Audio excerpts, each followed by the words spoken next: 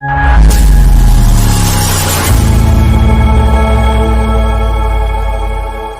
اللہ الرحمن الرحیم۔ پروردگار عالم ارشاد فرماتا ہے قرآن مجید کے اندر کہ نبی کائنات جناب محمد الرسول اللہ صلی اللہ علیہ وسلم فسبح بحمد ربک، آپ اپنے رب کی حمد کے ساتھ ساتھ تسبیح بیان کر دیجئے۔ اپنے رب کی حمد بیان کرنے کے بعد تسبیح بیان کرتے رہیے۔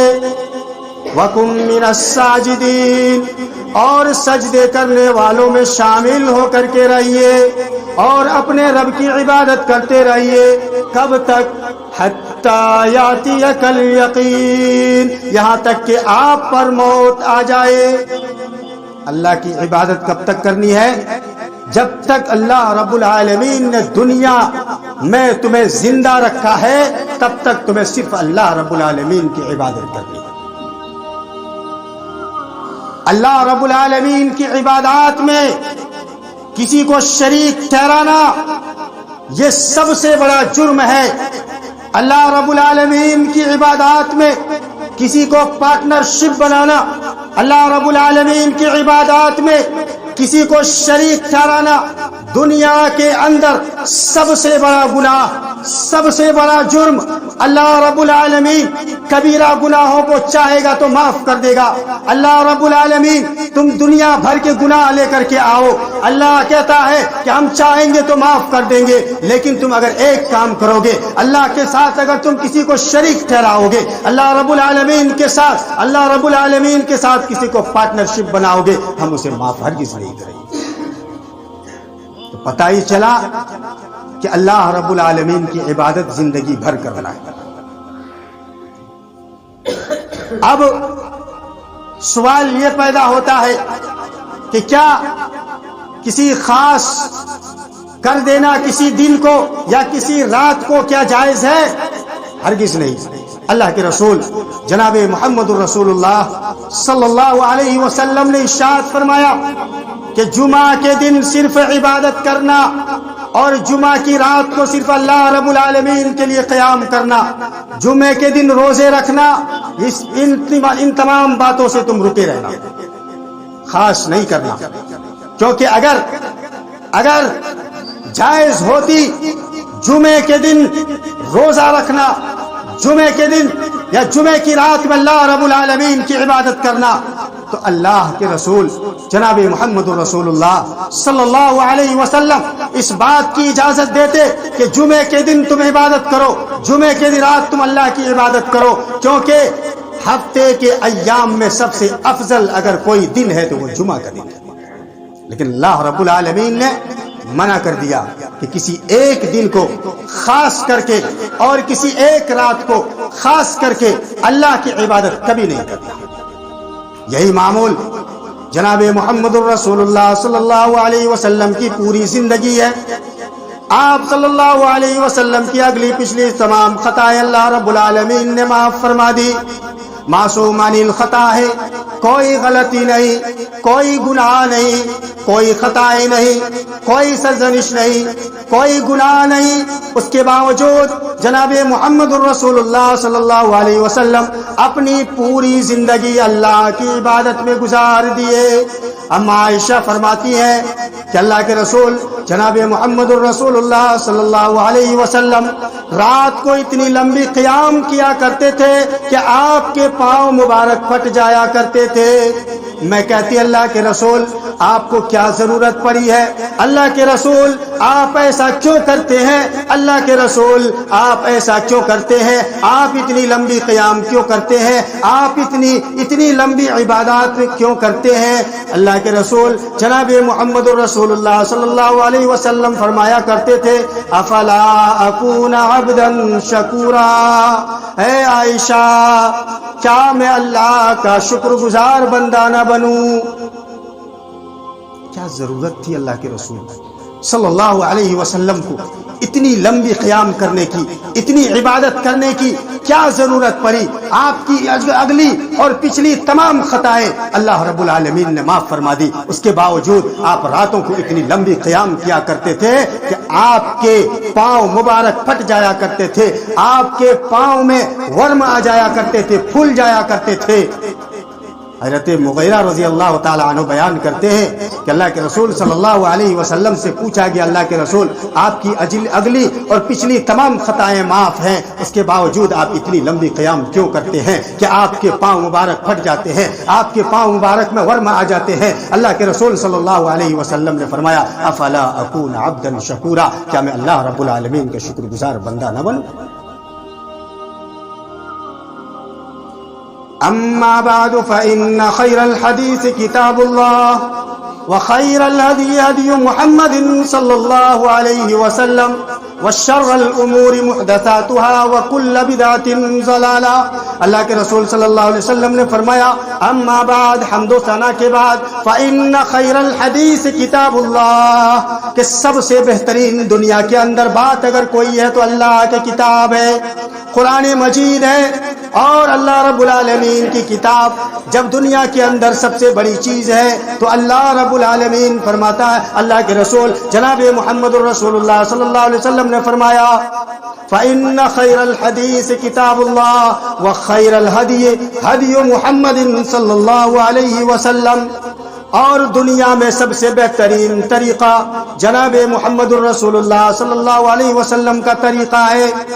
اور سب سے باتوں میں سب سے بری بات اگر کوئی ہے تو دین میں نئے کام ایجاد کرنا ہے، اور ہر نئے کام کا ایجاد کرنا ضلالت اور گمراہی ہے، اور ہر گمراہی جہنم میں لے جانے والی ہے۔ اب سوال کرتے ہیں آپ سے، ابھی ہمارے سامنے آنے والے ہیں 15 شعبان، شب برات، تو آئیے ہم اور آپ دیکھتے ہیں قرآن و حدیث کی روشنی میں کہ کیا شب برات منانا اور 15ویں شعبان کی رات کو اللہ کی عبادت کے لیے خاص کر دینا، اس میں قیام کرنا، اس میں اللہ رب العالمین کی عبادت کو خاص کرنا، کیا شریعت اس بات کی اجازت دیتی ہے؟ تو اللہ کے رسول جناب محمد رسول اللہ صلی اللہ علیہ وسلم نے فرمایا کہ شعبان کی 15ویں، شعبان کے مہینے میں اللہ کے رسول جناب محمد رسول اللہ صلی اللہ علیہ وسلم سب سے زیادہ روزہ رکھا کرتے تھے، اور فرمایا کرتے تھے کہ اس شعبان کے مہینے میں نیک اعمال اوپر اٹھائے جاتے ہیں، اور میں یہ بات پسند کرتا ہوں کہ میرے اعمال روزے کی حالت میں اوپر اٹھائے جائیں۔ پتہ یہ چلا کہ اس ماہ شعبان میں زیادہ سے زیادہ روزہ رکھنا ہے۔ اللہ کے رسول جناب محمد الرسول اللہ صلی اللہ علیہ وسلم نے کسی خاص عبادت کا ذکر نہیں فرمایا، آپ نے کسی خاص رات کو مقرر نہیں کیا، کسی خاص دن کو مقرر نہیں کیا۔ اما عائشہ فرماتی ہے کہ اللہ کے رسول جناب محمد الرسول اللہ صلی اللہ علیہ وسلم شعبان کے مہینے میں روزے رکھتے، یہاں تک کہ ہم سمجھتے کہ اب آپ روزے نہیں چھوڑیں گے، اور آپ روزے چھوڑتے، یہاں تک کہ ہم سمجھتے تھے کہ اب آپ روزے نہیں رکھیں گے۔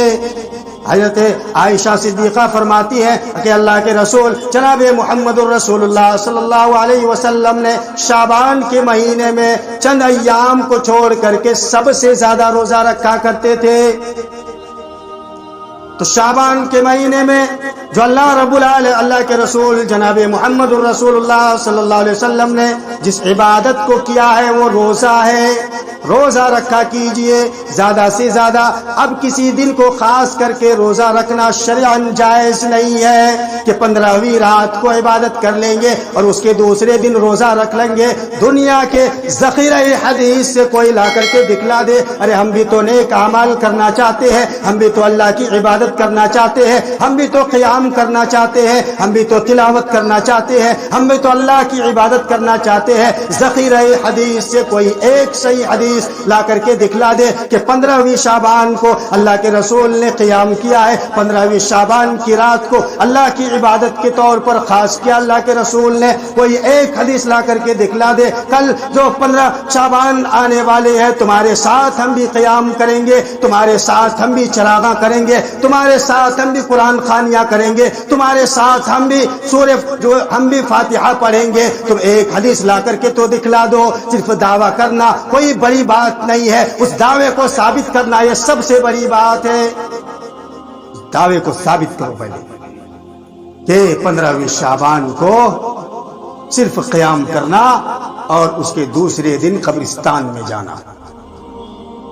تو پتہ ہی چلا کہ اللہ کے رسول جناب محمد الرسول اللہ صلی اللہ علیہ وسلم نے شعبان کے مہینے میں جو عبادت کی ہے وہ روزے کی ہے، اور آپ نے 1 یا 2 دن روزہ نہیں رکھا، پورے مہینے رکھا، چند ایام کو چھوڑ کر کے۔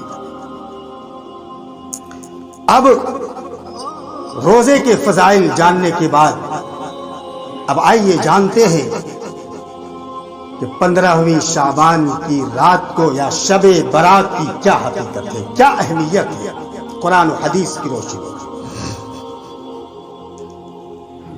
اس تعلق سے اللہ کے رسول جناب محمد الرسول اللہ صلی اللہ علیہ وسلم کی ایک حدیث جو صحیح سند کے ساتھ ثابت ہے، کیا ہے کہ 15ویں شعبان کو اللہ رب العالمین اپنی پوری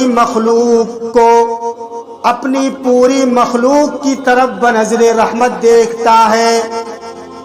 15ویں غور سے سنیے گا اور اس بات کو اپنے دل میں بٹھائیے گا، کیونکہ خرافات اور واہیات اور من گھڑت کہانیوں سے شریعت پاک و صاف ہے۔ کوئی خرافات، کوئی شریعت میں آمیزش، کوئی شریعت میں ملاوٹ شریعت برداشت نہیں کرتی ہے۔ شریعت وہی ہے جو قرآن میں ثابت ہے، شریعت وہی ہے جو حدیث کے اندر ثابت ہے، وہ بھی صحیح سند کے ساتھ۔ 15ویں شعبان کو اللہ رب العالمین اپنی پوری مخلوق کی طرف بنظر رحمت دیکھتا ہے اور مشرک اور کینہ پرور کے سوا باقی تمام مخلوق کی بخشش کر دیتا ہے۔ اب آپ سے میں سوال کرتا ہوں کہ یہ جو حدیث ہے علامہ ناصر الدین البانی رحمہ اللہ کہتے ہیں صحیح سند کے ساتھ ہے، کوئی من گھڑت نہیں ہے، کوئی کہانی نہیں ہے، یہ حدیث صحیح سند کے ساتھ ثابت ہے۔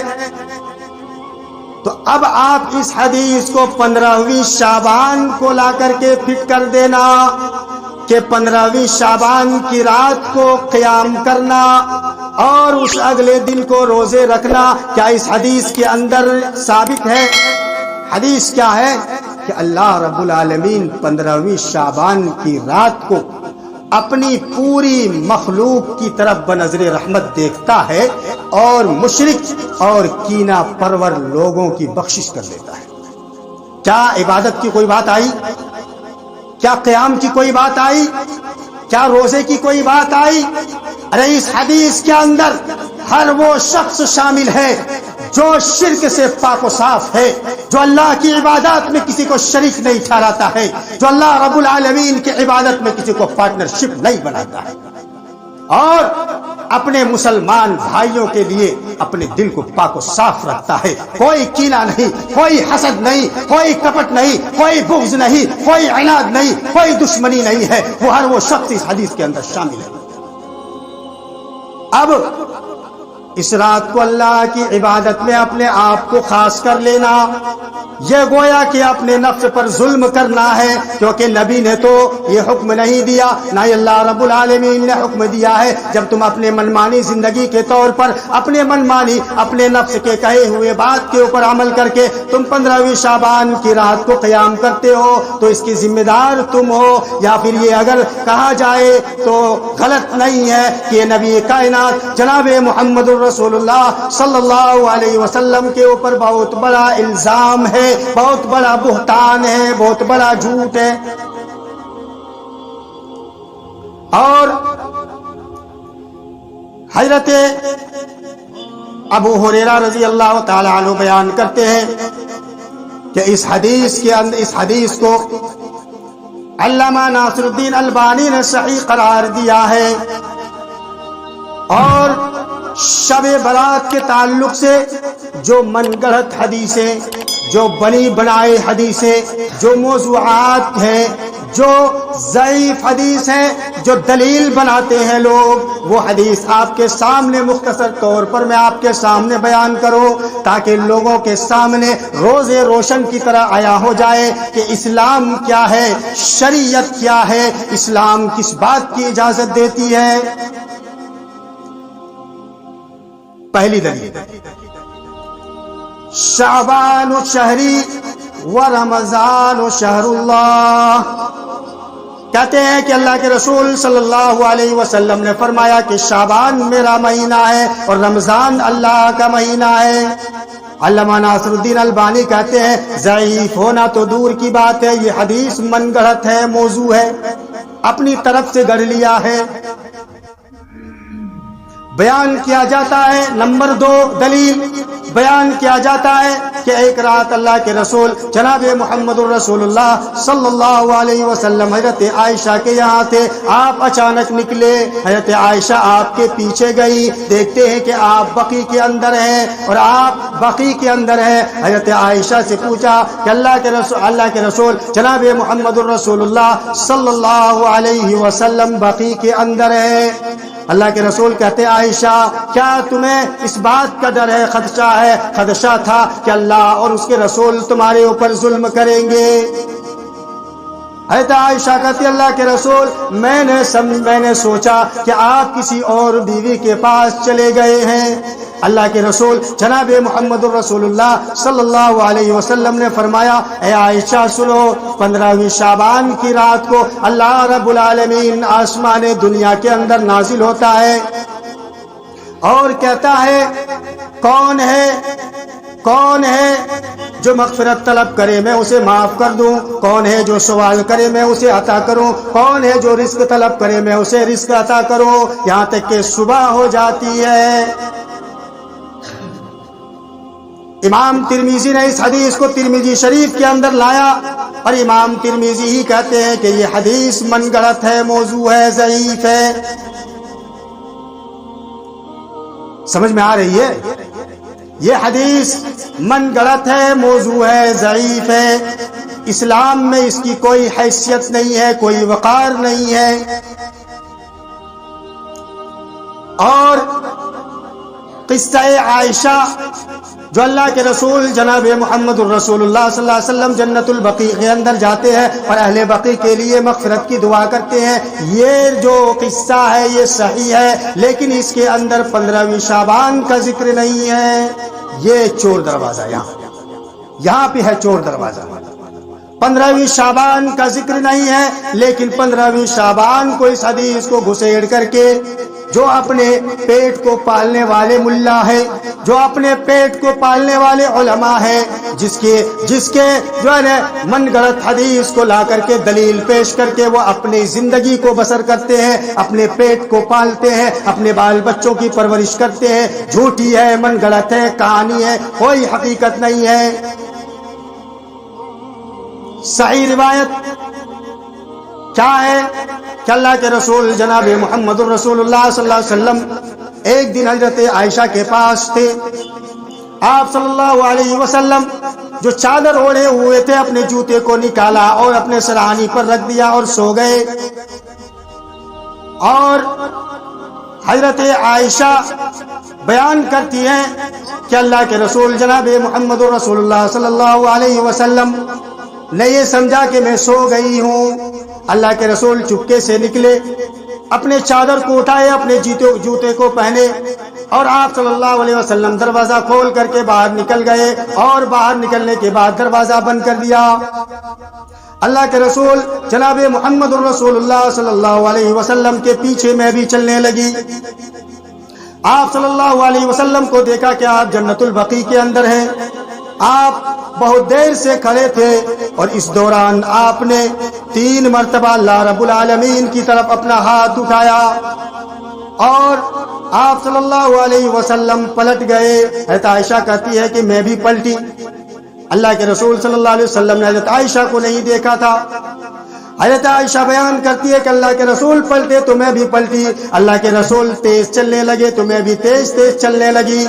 اللہ کے رسول جناب محمد رسول اللہ صلی اللہ علیہ وسلم دوڑنے لگے تو میں بھی آپ کے پیچھے دوڑنے لگی، یہاں تک کہ اللہ کے رسول سے پہلے میں گھر میں داخل ہو گئی اور میں سونے کی کوشش کر رہی تھی، تب تک اللہ کے رسول بھی آ گئے۔ اللہ کے رسول جناب محمد رسول اللہ صلی اللہ علیہ وسلم سوال کرتے، عائشہ کیا معاملہ ہے، تمہارا سانس پھولا ہوا ہے، تم بتلا دو۔ حضرت عائشہ کہتی ہے اللہ کے رسول کچھ بھی نہیں، کہتا یا تو تم بتلا دو یا وہ اللہ مجھے بتلا دے گا جو بڑا باخبر ہے اور بڑا باریک بھی ہے۔ حضرت عائشہ نے پورا قصہ بیان کر دیا۔ اللہ کے رسول جناب محمد الرسول اللہ صلی اللہ علیہ وسلم نے ارشاد فرمایا کہ عائشہ جب تم نے دیکھا تو جبرائیل علیہ السلام آئے تھے اور تم سے چھپاتے ہوئے مجھ کو آواز دیا اور میں نے بھی تم سے چھپاتے ہوئے حضرت جبرائیل کو جواب دیا، اور جواب دینے کے بعد حضرت جبرائیل علیہ السلام اندر نہیں آ سکتے تھے کیونکہ تم نے جو اضافی کپڑے پہنے ہوئے تھے وہ اتارے ہوئے تھے۔ تو حضرت عائشہ تم نے جو کپڑے پہنے ہوئے تھے وہ اضافی کپڑے آپ کے نہیں پہنے ہوئے تھے، اترے ہوئے تھے، تو حضرت جبرائیل اس حالت میں اندر آ نہیں سکتے تھے، تو مجھے بلایا اور حضرت جبرائیل نے کہا اے نبی کائنات جناب محمد رسول اللہ صلی اللہ علیہ وسلم، آپ کے رب کا حکم ہے کہ آپ بقی میں جائیں اور اہل بقی کے لیے مغفرت کی دعا کریں۔ کیا 15ویں شعبان کی رات کا کوئی ذکر آیا اس حدیث کے اندر؟ نہیں آیا۔ یہ صحیح حدیث ہے، جو 15ویں شعبان کا ذکر کہیں نہیں ہے۔ اب سوال یہ پیدا ہوتا ہے کہ جب 15ویں شعبان کا ذکر نہیں ہے تو 15ویں شعبان کو اس حدیث کو فٹ کرنا کیا صحیح ہے؟ صحیح ہے؟ ہرگز نہیں، یہ من گڑت ہے، یہ اپنے من کی کہانی ہے، من کے قصے ہیں۔ جو قرآن اور حدیث کے مطابق اپنی زندگی گزارتے ہیں وہ کبھی بھی موضوع اور من گھڑت حدیث کے اوپر عمل نہیں کرتے۔ اب اس حدیث کے بنا پر اگر ہم یہ عقیدہ رکھتے ہیں کہ 15ویں شعبان کو قبرستان میں جانا مسنون ہے، سنت ہے، تو بھلا بتائیے کہ اس سے زیادہ بیوقوف، اس سے زیادہ احمق انسان کوئی نہیں ہو سکتا، کیونکہ صحیح حدیث یہ ہے کہ اللہ کے رسول ضرور بقی کے اندر گئے اور اہل بقی کے لیے مغفرت کی دعا کرے، لیکن 15ویں شعبان کا ذکر نہیں ہے۔ اب 15ویں شعبان کو اگر کوئی انسان اس حدیث کو فٹ کر دیتا ہے تو کیا وہ حدیث صحیح ہو جائے گی؟ ہرگز نہیں۔ 15ویں شعبان کے تعلق سے حضرت علی رضی اللہ تعالیٰ عنہ کے ایک حدیث ذکر کرتے ہیں کہ حضرت علی رضی اللہ تعالیٰ عنہ ذکر کرتے ہیں کہ اللہ کے رسول جناب محمد رسول اللہ صلی اللہ علیہ وسلم 15ویں شعبان کی رات کو 14 رکعت پڑھے۔ کتنے رکعت؟ 14 رکعت پڑھے، اور اس کے بعد کچھ سورتوں کی تلاوت کی، اور اللہ کے رسول جناب محمد رسول اللہ صلی اللہ علیہ وسلم نے فرمایا جو اس طرح سے 14 رکعت پڑھے گا اور کچھ سورتوں کی تلاوت کرے گا اس شخص کے لیے 20 مقبول حجوں اور 20 سال کے مقبول روزوں کا ثواب ملتا ہے۔ علامہ ابن قیم الجوزی رحمہ اللہ کہتے ہیں کہ یہ حدیث من گڑت ہے، موضوع ہے۔ یہ جو مذہب ہے، یہ جو مسلک ہے، اس کی بنیاد صرف کھوکھلے ہیں، قرآن و حدیث کے خلاف ہیں، موضوع اور روایات حدیث کے اوپر عمل کرتی ہیں۔ صحیح حدیث اگر عمل کیا جائے تو 15ویں شعبان کی کوئی حیثیت نہیں، کوئی حقیقت نہیں۔ اب اس کے بعد الصلاۃ الالفیہ، حضرت علی فرماتے ہیں کہ اللہ کے رسول جناب محمد رسول اللہ صلی اللہ علیہ وسلم 15ویں شعبان کی رات کو 100 رکعت نماز پڑھے۔ کتنی رکعت؟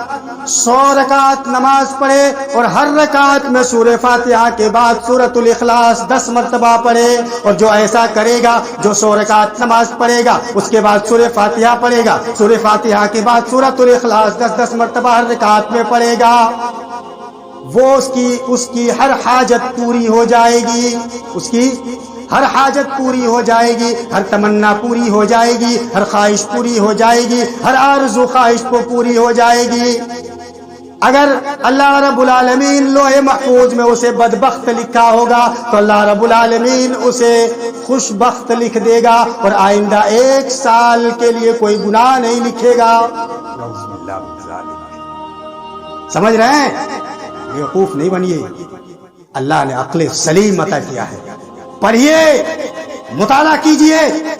یہ پیٹ پلو ملوں کے خلاف آواز اٹھائیے، ورنہ یہ شریعت پامال کر کے رکھ دیں گے، یہ شریعت کو رون کر کے رکھ دیں گے.